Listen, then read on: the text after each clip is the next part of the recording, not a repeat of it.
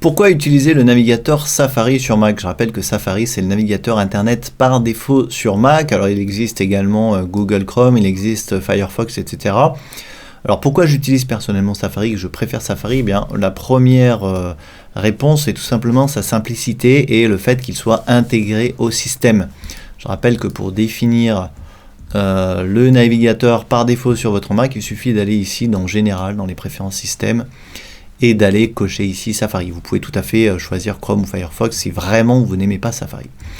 L'avantage d'utiliser Safari, le deuxième avantage, c'est si vous avez un iPhone et un iPad, eh bien vous allez avoir tous vos favoris Internet qui vont se synchroniser automatiquement grâce à votre compte iCloud sur tous vos appareils. Je rappelle que le compte iCloud se paramètre ici dans les préférences système. Donc vous allez avoir tous vos favoris qui vont se synchroniser, mais vous allez avoir également toutes vos fenêtres ouvertes sur tous vos appareils qui vont s'ouvrir ici. Dès que vous ouvrez des onglets sur votre iPhone, iPad, vous pouvez les retrouver en cliquant ici.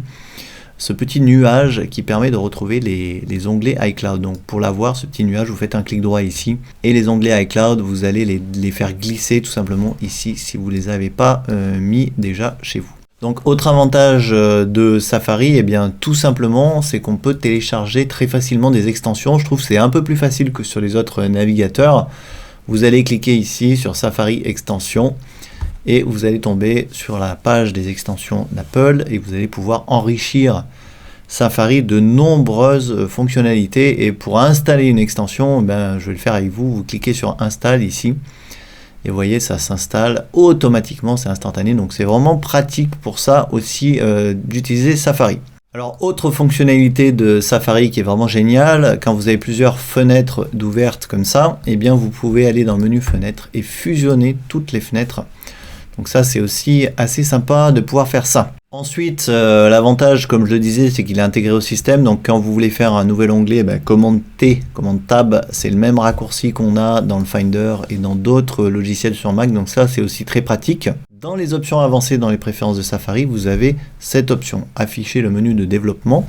Donc si vous êtes créateur de site internet, c'est assez pratique puisque dans le menu développement, vous pouvez passer en mode conception adaptative et vous pouvez voir le rendu de votre site internet tout simplement. Sur divers appareils, donc ça c'est vraiment aussi super pratique d'avoir ça directement intégré dans Safari.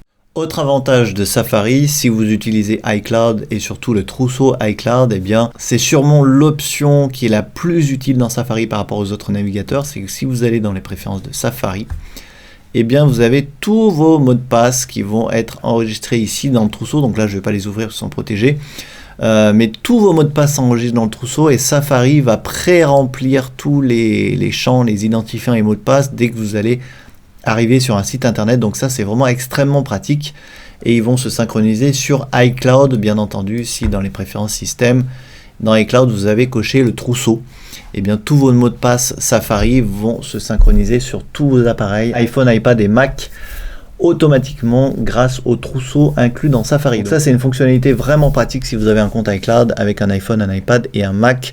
Tout se synchronise, les onglets, les signés, les pages qui sont mises de côté, les mots de passe, etc., etc. Donc c'est un des gros avantages d'utiliser Safari sur Mac. Voilà, comme d'habitude, n'hésitez pas à poser des questions sous la vidéo dans les commentaires. Si vous n'êtes toujours pas abonné à la chaîne YouTube, c'est en bas à gauche de la vidéo. En haut à gauche, vous pouvez télécharger mon ebook et vous abonner au blog pour ne rien manquer de toutes ces vidéos. Je vous rappelle qu'il y a une vidéo par jour sur le blog et sur la chaîne YouTube. Et moi, je vous dis donc à demain pour la prochaine.